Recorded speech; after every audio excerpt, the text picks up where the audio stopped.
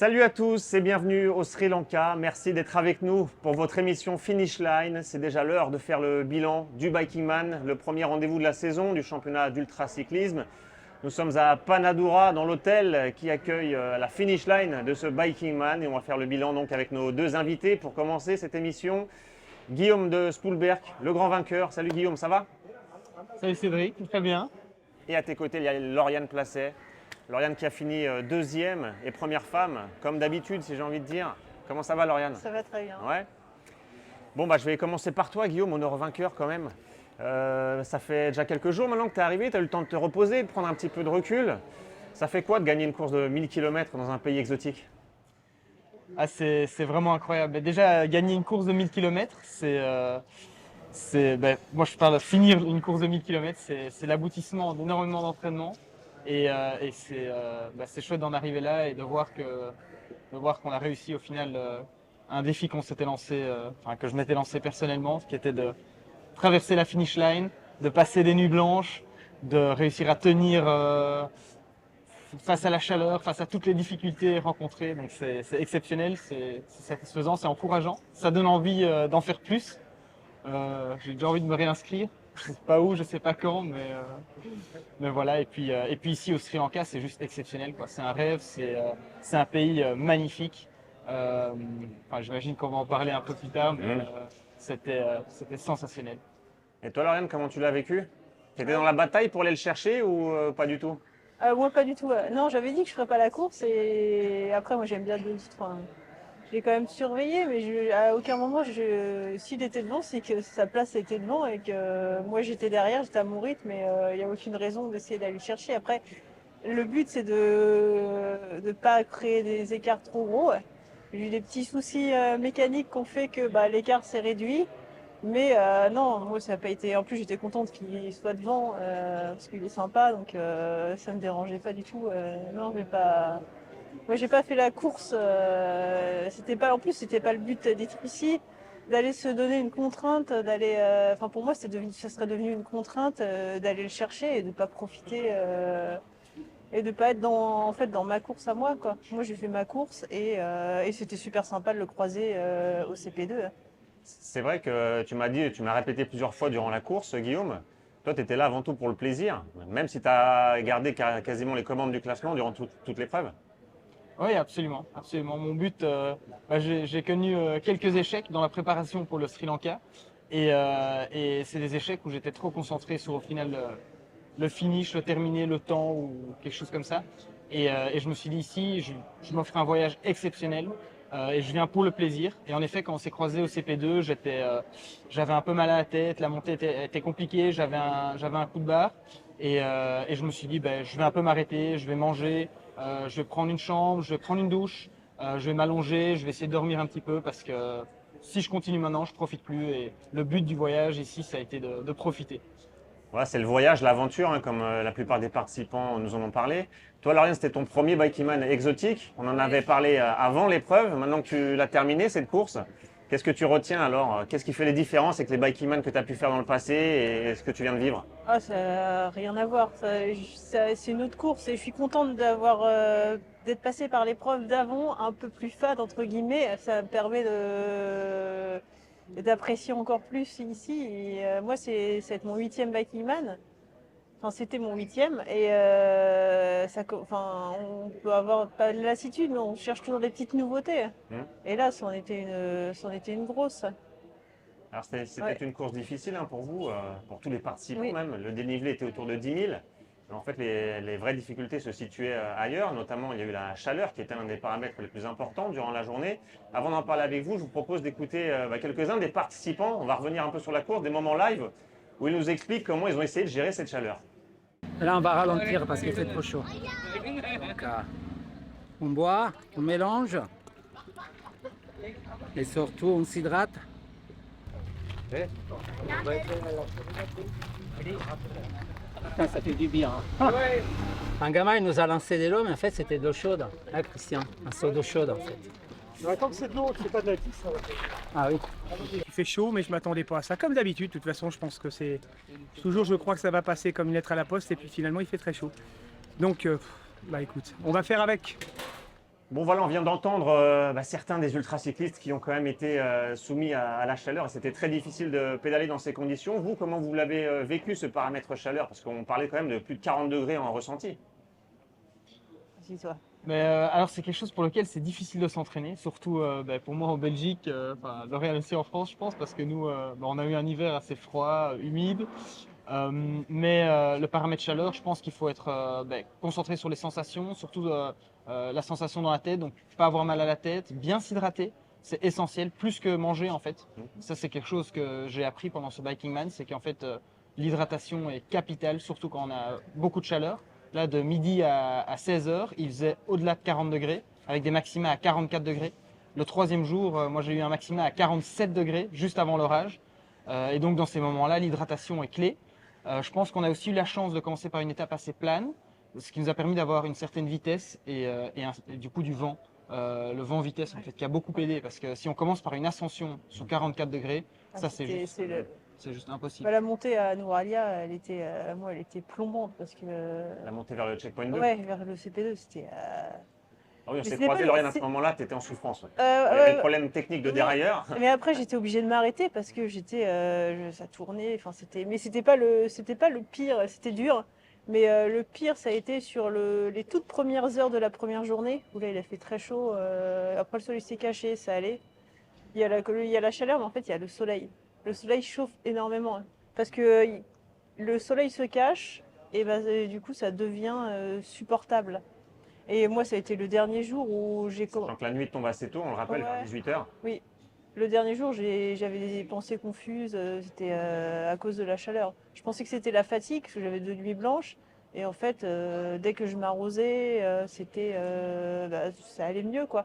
Mais comment on fait pour s'hydrater puisqu'on consomme énormément d'eau? Donc ça veut dire qu'il faut s'arrêter régulièrement dans des Ouais. villages. C'était Ouais. facile à trouver Bah, des points d'eau? ouais, c'est tout le temps. Enfin, en fait, il n'y a pas trop à se poser de questions. Moi, j'ai quand même eu un moment où il me fallait absolument de l'eau et je ne trouvais pas. J'étais en train de tourner autour de l'autoroute, j'arrivais pas à trouver de l'eau fraîche en fait. Ils ont tous de l'eau, ils en ont pas tous. Ils ont des sodas, mais trouver des bouteilles d'eau au frais, il y en a très très rarement. Après, on tombe sur des magasins un peu plus fournis, près des stations-service. Là, il y en a. Enfin, c'est un peu. Mais globalement, il y a de l'eau partout, quoi. Enfin, il y a de quoi acheter du liquide, on va dire, parce que c'est pas forcément de l'eau partout. Moi, j'ai pas eu de l'hydratation, je sais que j'ai pas eu de soucis, c'était plutôt pour pouvoir m'arroser. C'est plutôt le fait de m'arroser les avant-bras et la nuque qui me rafraîchissait. Bon, Quand ça j'ai- va. ouais. Donc c'était même malgré cette chaleur et malgré la quantité d'eau que vous emmenez avec vous, c'était assez simple de trouver une solution durant les périodes de forte chaleur. Oui, en fait, la quantité d'eau, c'est pour pas perdre de temps. Oui. Moi, c'est principalement pour ça. J'avais plus de 4 litres sur moi, c'était lourd, mais j'avais pas à m'arrêter parce que quand on s'arrête, on a encore plus chaud. Et en fait, c'est des choix comme ça. Je pense que toi, tu avais un peu les mêmes. Faire le choix de ça pour. Mais non, il n'y a pas de souci là-dessus, hein. Toi, Guillaume, tu transportais beaucoup d'eau. Lauriane vient de parler de 4 litres d'eau. Et Ouais, toi? moi j'avais 3 litres 75, 4 litres 25. C'est quasiment équivalent. Un peu entre les deux.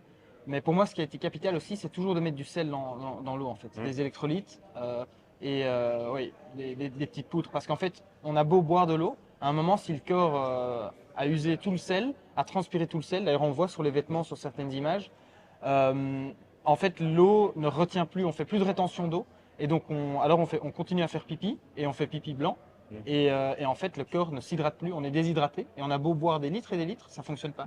Et donc ça aussi, c'est capital, surtout pendant une épreuve comme ça, sous la chaleur, de bien mettre du sel dans l'eau. Bon, en tout cas, vous avez bien géré cet aspect, hein, puisque vous n'avez pas eu de gros problèmes physiques vis-à-vis Non, de l'hydratation. Je voudrais revenir avec vous plutôt sur ce qui a marqué cette course pour vous. Là, puisque c'est l'heure du bilan, qu'est-ce que vous retiendrez de l'aventure que vous avez vécue, principalement ici, puisque c'est quand même une île resplendissante, il y a beaucoup de faune, de flore, c'est très vert, des animaux. Toi, Lauriane, Bah, quelles moi, sont les images avec lesquelles tu vas rentrer en France? Ouais, c'est les images du pays en fait. C'est les villages où il y a les rizières. Enfin, c'est les enfants. C'est le sourire aussi, hein. Le premier jour, le sourire des gens, c'était communicatif. C'était ça, les tuk-tuk aussi, le fait de rouler à gauche, moi ça m'a amusé en fait, c'était un jeu. Rouler à gauche, zigzaguer, pouvoir conduire n'importe comment entre les tuk-tuk, les mobylettes, ça c'était aussi, c'était génial quoi. Là, on pouvait tricher un peu avec le code de la route. Ah bah ouais, là c'était, moi je me suis amusée là-dessus, j'ai pas eu, enfin en plus j'ai pas eu peur, là la circulation comme ça m'a pas du tout dérangée. C'est, Et toi, Guillaume, qu'est-ce que tu retiendras de cette aventure? Oui, donc, comme l'a dit Lauriane, c'est la variété des paysages, ça c'était tellement riche. Le fait d'être à gauche, c'est directement des paysans et ça nous met dans un mindset de vacances en fait, parce que on sort de sa zone de confort dès le kilomètre zéro. Même si on n'a encore rien vu, on roule à gauche. Et puis la gentillesse des gens, quoi. Dès qu'on s'arrêtait, les gens sont bienveillants, ils viennent voir si tout va bien. Surtout à la fin, on est dans des états pas possibles. Moi, j'étais tout sale, voilà. Ils viennent me voir si tout va bien. Ils m'offrent des bananes. Ils regardent Ouais. s'ils peuvent pas nous aider. on m'a souvent demandé si j'avais faim là sur la dernière journée, surtout que Il y a des Sri Lankais qui t'arrêtaient sur la route? Ah, Qui non, te faisaient signe? qui me demandaient, qui étaient en moto, ils Ah. viennent à ton niveau, ils te demandent est-ce que tu as faim, même on passait tellement lentement sur les pistes de gravel qu'ils avaient le temps de nous parler. Pendant des Ceux qui kilomètres? étaient, ouais, non, mais ceux qui étaient sur la route, quoi, ils avaient le temps de nous parler. Et bon, alors après, l'anglais est pas toujours compréhensible, mais je comprenais qu'ils me demandaient si j'avais faim ou j'avais surtout envie de leur dire que j'avais très très soif et très très chaud. J'imagine qu'il y a aussi un côté un peu rassurant, le fait de savoir que tu es dans un pays et que la population Ah bah, est ouais. prête à t'aider alors que tu es en plein milieu de la nature, Et puis peut-être t'es- même avec des animaux dangereux. Ouais, et puis t'es un étranger pour eux en fait. Mm. C'est pas. Ça, ouais, c'est vrai que c'est quelque chose qui est pas. En fait, c'est pas que c'est pas inquiétant. Enfin, je veux dire, c'est pas rassurant, mais en fait, c'est quelque chose qui inquiète pas. Donc, ça rajoute pas une charge en plus. Ça peut enlever un peu de stress. Ouais, voilà, ça rajoute pas de stress. Ouais, puis moi, franchement, le premier jour, moi, j'ai vraiment pris une claque sur le sourire des gens, tout le monde qui faisait coucou, les enfants qui étaient, enfin, ouais, c'était.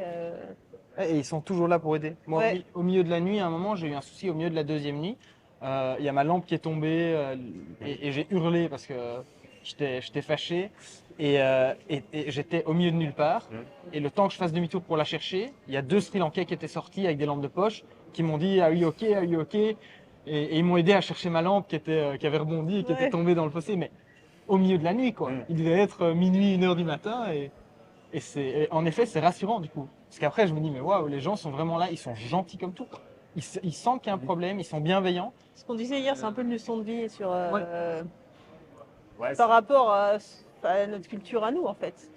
ouais, tu as prononcé les bons mots, leçon de vie. Ouais, c'est revenu dans la bouche de plusieurs participants, et notamment, je l'ai en tête, c'est Alain Broglia qui a parlé de leçon de vie également. On va justement écouter quelques-uns de vos concurrents qu'on a interrogés durant la course et aussi à la ligne d'arrivée, où ils nous expliquent ce rapport qu'ils ont eu avec les Sri Lankais. Et ça, c'est vraiment unanime chez tout le monde, c'est cette bienveillance. Et puis, on en profite d'ailleurs pour vous dire au revoir et merci, puisque pendant ce temps, pendant qu'on va écouter les ultracyclistes, on va accueillir de nouveaux invités. Merci Guillaume, merci Lauriane d'avoir participé Merci. à l'émission. Bon repos, bonnes vacances pour Lauriane. Guillaume, toi, tu reprends le travail après? Oui. Et ben alors, bonne reprise, et puis on espère vous revoir très vite sur un Bikeman cette année. Et puis en attendant, écoutez les impressions sur la population sri-lankaise. Et donc, une famille de parents, un enfant au milieu, classique, un échange de sourires, et puis directement, la famille ralentit, et la dame, en roulant tout ça, sort de son sac un fruit. Et elle nous tend son fruit, que j'ai ramené d'ailleurs, je vous le montre. Il n'était pas assez lourd. C'est une belle agrume. Alors j'aurais préféré un peu plus petit et quelque chose qui se mange plus facilement, mais c'est formidable, et ça représente le Sri Lanka. J'ai fait la dernière soirée hébergé chez l'habitant. Je suis allé voir un commerçant qui m'a dit vous avez qu'à venir chez moi. Il m'a reçu avec toute sa famille, ils étaient aux petits soins et ils m'ont fait un repas très simple dans une maison plus que simple, avec une douche au fond du jardin. Il y avait juste un robinet et ils m'ont dit là c'est la douche. Voilà, c'est énorme, ces Sri Lankais n'ont rien et ils donnent tout. Les enfants, les familles qu'on a vues au bord des routes, la façon qu'ils vivent, qu'avec rien ils te donnent. Alors que chez nous, on a tout et que tu vas dans un bar demander un verre d'eau ou quoi que ce soit, ils ne savent pas s'il faut le donner ou pas, s'il faut qu'ils te fassent payer. Alors qu'eux, ils n'ont strictement rien, mais ils te donnent avant eux, quoi. Je me suis même demandé à un moment donné si Axel n'avait pas fait venir des figurants tout le long tellement on aurait cru que c'était pas possible. Voilà. Donc effectivement, le côté sri-lankais, c'est la joie, je veux dire, c'est la joie dans la pauvreté. Et là, par contre, on prend une leçon de vie. D'ailleurs, pour moi, ça s'intitulera, je dirais, ce Baikiman, leçon de vie d'ailleurs. Donc vous l'avez compris, l'accueil des Sri Lankais a vraiment été l'un des éléments qui a marqué les coureurs ici. On va continuer d'en parler avec nos deux nouveaux invités. Je vous les présente tout de suite. Axel Carion, le fondateur du Bikeman, l'organisateur de cette course au Sri Lanka. Salut Axel, comment ça va? Salut Cédric, bah écoute, en forme, très très en forme. Et à tes côtés, il y a Marco Bernini. Salut Marco. Salut Cédric. L'un des finishers du Bikeman Sri Lanka et l'un des anciens vétérans même, puisque ça fait beaucoup de Bikeman que tu as fait. C'est combien déjà? 5. 5 déjà complétés, bravo à toi, un de Merci. plus. Merci. Donc on parlait justement des Sri Lankais. Toi Marco, tu peux nous en parler parce que tu as été confronté directement à eux et tu as même eu sûrement quelques situations qui vont te marquer. Oui, en effet, je pense que tout le monde a dit ça, hein, ça a vraiment marqué les esprits. Avec leur accueil, comme tu disais, la bienveillance et aussi leur écoute. C'était facile de communiquer avec eux, hein, même pour ceux qui ne parlaient pas très bien anglais. Et surtout, quand tu étais en besoin d'aide, notamment pour dormir, tu trouvais facilement une guest house à n'importe quelle heure. Donc, moi, j'en ai fait 2 et c'était super. Bon, on trouvait assez facilement à boire et à manger. Pas souvent, pas toujours de l'eau fraîche. Et je me souviens de m'être arrêté dans un endroit où j'avais vraiment chaud. J'avais besoin de me rafraîchir et il n'y avait pas de l'eau. Donc ils sont allés derrière, ils m'ont amené et ils avaient un frigo où il y avait des glaces et j'ai découvert leur bâtonnet de sorbet. Et en fait, j'ai dit, vous n'avez pas de la glace? Donc il a cherché toute la glace et il m'a donné quelque chose pour mettre ici. Et je pense qu'il est allé chercher après l'eau dans sa propre réserve, de l'eau fraîche. Et ça m'a vraiment marqué parce que ça m'a soulagé. C'est un exemple comme tant d'autres parce qu'il y en a d'autres, mais celui-là, il m'a marqué le plus aussi parce que j'avais tellement envie de boire et de manger une glace que j'ai ce souvenir. J'imagine que quand tu entends ça, Axel, ça te fait plaisir, puisque toi, tu l'avais déjà vécu à travers les plusieurs reconnaissances que tu avais faites, tu l'avais vécu. Et je sais que pour toi, c'est très important, c'est même l'essence du Bikeman, de partager ses aventures, ses découvertes avec les participants. Qu'est-ce que tu ressens quand tu entends les discours, les anecdotes de tous ces participants? J'imagine que ça te fait forcément plaisir parce que le Bikeman est une compétition, il y a un classement, c'est une course. Mais depuis qu'on a passé la ligne d'arrivée, j'ai entendu personne me parler de classement, de temps. On me parle uniquement des aventures vécues et j'imagine que c'est ce que tu recherches. Tu as raison, en fait, moi le but recherché au départ, c'est un prétexte. Le cadre compétitif, c'est un prétexte pour que les participants puissent se rassembler dans un univers inconnu. Et moi, je viens du voyage à vélo, c'est ça qui m'a fasciné, c'est ça qui m'a aidé à lancer le Bikeman. Et je suis heureux d'entendre en fait des retours d'expérience comme celui de Marco, parce que finalement, le cadre compétitif est oublié et on vient écouter finalement ce qu'ils ont appris, ce qu'ils ont retenu de l'épreuve, à savoir toute l'expérience culturelle du Sri Lanka, de l'accueil et de la bienveillance des Sri Lankais. Il faut rappeler aux téléspectateurs qui nous écoutent, c'est qu'on est allé dans des endroits où personne, aucun touriste n'est allé. C'est-à-dire qu'on a certes rallié des sites touristiques majeurs et emblématiques du pays, mais les routes et les pistes par lesquelles on est passé, pas même les Sri Lankais les utilisent. Et il y a un deuxième point, c'est que les Sri Lankais ne se déplacent pas la nuit. Il y a un couvre-feu naturel à cause de la faune, de la flore et du risque. Donc le fait de se déplacer en nocturne, à vélo, sur des endroits très isolés, très ruraux, ça fait quelque part une effervescence de rencontres. Parce que les Sri Lankais, il faut le vivre, il faut venir sur place, il faut aller traverser une piste à vélo pour se rendre compte à quel point il y a un accueil qui est presque originel. C'est-à-dire qu'on a l'impression de rencontrer pour la première fois une culture différente et que la culture vous renvoie en fait cette rencontre de la même manière. Et ça, c'est très rare parce que dans le tourisme de masse qu'on a tendance souvent à décrier, là, on retourne un peu aux sources de ce qu'est la rencontre finalement d'un peuple qu'on ne connaît pas, d'une culture qu'on ne connaît pas, pour ramener ses souvenirs dans son univers, dans sa propre culture. Et je pense qu'il y a pas mal de participants qui ont pu aussi échanger avec les Sri Lankais pour leur donner une petite partie de leur pays. Alors tu as parlé de la faune et de la flore, Axel. Il y a l'un des animaux importants, cette île, l'un des plus importants, l'un des plus emblématiques même, c'est l'éléphant. Il y a beaucoup de participants qui forcément en ont rencontré et d'ailleurs je vous propose de revivre quelques séquences de rencontres avec ces éléphants. Puis à un moment donné, il venait dans ma direction, donc je suis vraiment resté tranquille. Et après, finalement, il y a une voiture qui est arrivée, qui a mis 2-3 coups d'accélérateur, qui a fait fumer les pneus pour le faire fuir, parce qu'il voyait bien que je n'osais pas y aller. C'est vrai? C'était incroyable. Énorme. Enfin, je rêvais de ça et ça s'est réalisé, c'est extraordinaire. Ouais, je suis trop content. Je m'étais dit, si je pars à ce là sans voir un éléphant, je serais déçu, mais là, je m'étais mis entre les dents, là. Incroyable. Dans mon pays, en France, je croise des biches, des lapins, mais des éléphants, pas souvent. Il est habitué, j'ai l'impression quand même. Hein. Il n'est pas méchant celui-là. C'est pas habitué à voir des cyclistes, Mais c'était sympa. c'est Ah, c'est quand même sympa. En fait, Tu débarques comme ça, tu vois un éléphant. Wow. La première nuit, on a eu un éléphant, mais juste quoi, 5-10 mètres devant moi. Ouais. Heureusement, c'était 5-10 Je pense qu'à mètres. à 15 secondes près, tu rentrais dedans. Donc vous venez de voir dans cette séquence Marco qui est avec nous ici. Alors Marco, raconte-nous un petit peu cette rencontre avec les éléphants. Qu'est-ce que ça fait quand on arrive sur le vélo et qu'on se sent tout petit face à cet animal? Oui, en effet, on se sent tout petit. La première fois, c'était le premier jour avant d'arriver au CP1. Je roulais devant et il y avait 2 participants aussi derrière moi et c'était en pleine nuit. Et à peut-être même pas 10 mètres, dans une route gravel, merci Axel, moi je ne l'avais pas vu, hein. J'étais un peu concentré, fatigué et j'ai eu l'éléphant qui passait. Heureusement, il ne s'est pas arrêté, il a juste passé parce que je pense que si à 3-4 secondes près, j'allais vraiment le rencontrer de près. Mais bon, j'ai pas pu, je me suis arrêté, mais bon, il s'est échappé, j'ai dit zut, j'ai raté l'éléphant. Et alors, par contre, quand on est arrivé avant les CP3 dans le parc avant de Yala. oui, dans la réserve de Yala.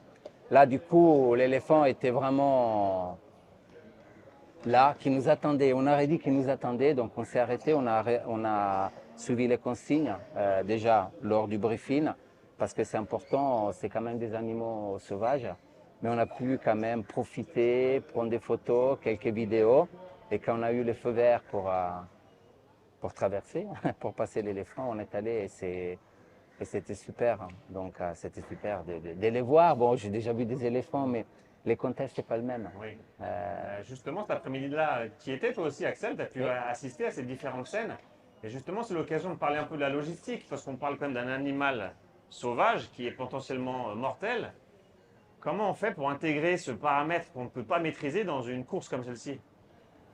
On le fait à grand renfort de partenaires, à grand renfort de soutiens locaux en fait, hein, parce que de manière à remettre un peu le cadre dans l'esprit des gens, il y a 8000 éléphants sauvages au Sri Lanka, donc il y en a vraiment beaucoup. Et ils sont imprévisibles, c'est-à-dire qu'ils ont des zones certes de déplacement, mais on ne peut pas prévoir leur déplacement. Du coup, on est obligé de s'appuyer sur l'expérience des Sri Lankais, sur l'expérience de la police sri-lankaise, des conservateurs de parcs, et puis on a eu le soutien de la compagnie aérienne Sri Lankan Airlines qui était également au cœur de ce dispositif et qui a permis notamment d'organiser de la sécurité, notamment de nuit avec des convois, un peu comme dans Jurassic Park, parce que c'est comme ça qu'il faut l'envisager. C'est-à-dire que vous rentrez dans un parc, mais il faut respecter l'animal, et le seul moyen de le respecter, si vous voulez vous en approcher, c'est d'avoir de l'aide véhiculée. Donc là, on a encadré quelque part les participants qui passaient de nuit avec un motard et des dispositifs qui sont proches de ceux d'un safari, en fait, hein, où on vient observer des animaux, mais ils sont beaucoup plus forts que les humains. Donc il faut tenir compte de ça pour pouvoir faire déplacer des vélos dans ces territoires. Et je pense que c'est un énorme privilège aussi que nous offre le pays, parce que la compagnie aérienne qui nous aide pour ça le fait aussi pour pouvoir faire vivre ce type d'expérience. On est avec quelqu'un qui, dans sa vie professionnelle, aime bien partager des rêves. Là, clairement, avoir des gens qui veulent accompagner des événements comme le Biking Man pour faire vivre ce type de rêve, c'est très rare. Généralement, notre culture, par exemple occidentale, aurait tendance à interdire ce qui est en train de se dérouler, par précaution. Eux le font en connaissance de cause. Ils savent que potentiellement il peut y avoir des problèmes. On a eu un véhicule devant nous qui s'est fait taper par l'éléphant parce qu'il cherchait à manger, il n'était pas du tout agressif. Il était là pour essayer de se nourrir. C'est vraiment une culture particulière, les Sri Lankais. Ils vivent dans un contexte qui est extrêmement hostile, climatique, topographique, animal. Et quelque part, si ça doit se passer, ça se passe. Et ils s'adaptent. Et c'est pas l'inverse. C'est-à-dire qu'ils ne viennent pas contraindre la nature pour arriver à survivre, c'est l'inverse. Ils s'adaptent à la nature On a eu un orage qui est un équivalent d'une alerte noire française. Bon, ça se déroule, il y a les tuk-tuk, ils se débrouillent parce que c'est leur quotidien. Et ça, je trouve ça fascinant parce que c'est ce qu'ils cherchent aussi à nous montrer. C'est-à-dire qu'au-delà de l'éléphant, ils cherchent à nous offrir aussi cette approche culturelle d'être en immersion dans un parc naturel avec des animaux qui sont potentiellement dangereux, parfois mortels, hein, puisqu'il y a du léopard, il y a des pitons. Et c'est pas pour le show, c'est pas juste pour Je nous vis un montrer. python. Je pense que c'est vraiment pour nous amener en fait en vélo dans ces contextes-là, pour pouvoir avoir finalement le quotidien des Sri Lankais, parce que les Sri Lankais vivent aux côtés des animaux, ils sont en plein cœur de palmeraies ou de jungle. Il n'y a pas des aménagements spécifiques avec des grandes barrières, des grands murs. Enfin, Marco, j'imagine que tu l'as vu. On est passé par tout un dédale de routes et de pistes. Ils vivent en plein cœur de la nature et pas en dehors de la nature. Et je pense que cette question d'harmonie, c'est lié à la fois à la spiritualité sri-lankaise, mais également au peuple, quoi.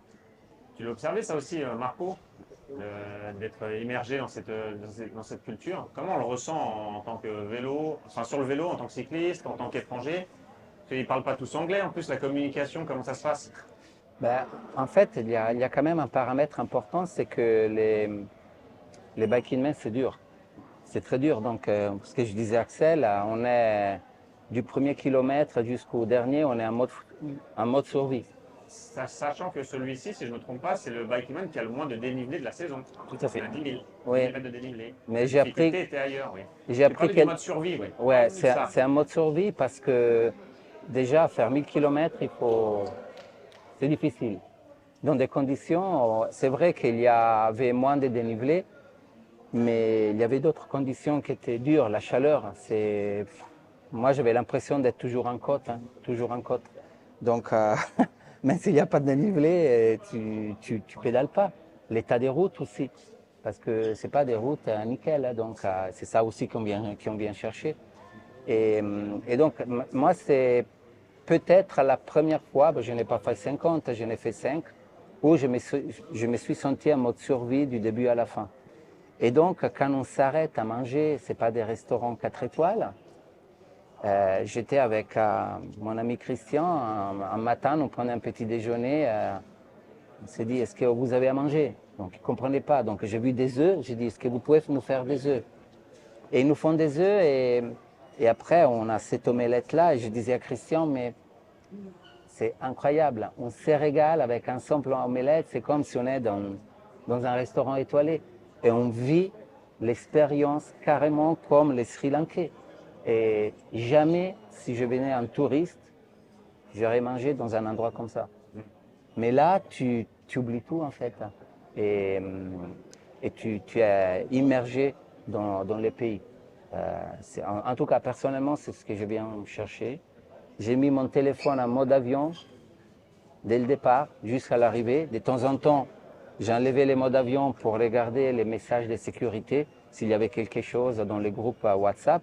Mais sinon, pendant ces 4 jours, j'ai oublié, j'étais vraiment au Sri Lanka comme un Sri Lankais. Et tu m'avais même dit et confié même, parce que tu avais dit à ta famille, j'éteins le téléphone. Oui. Si vous n'avez pas de mes nouvelles, c'est bonne nouvelle, et si j'ai un problème, vous le saurez. Oui, mais en plus, bon, déjà, on se sent en sécurité, parce que comme Axel le disait, l'organisation était incroyable. On avait toujours, même la nuit, des motos. Les gens ils s'arrêtaient, ça va. Et donc ça, c'était important. C'est important de suivre les consignes. D'ailleurs, il y avait des endroits où il fallait peut-être éviter de rouler la nuit.